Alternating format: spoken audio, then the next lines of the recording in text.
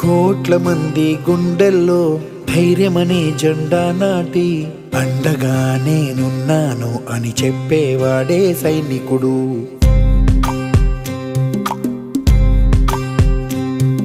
ఈ దేశమే నా ఇల్లంటూ అందరూ నా వాళ్ళంటూ కులం మతం భేదాలను భస్మం చేసేవాడే సైనికుడు.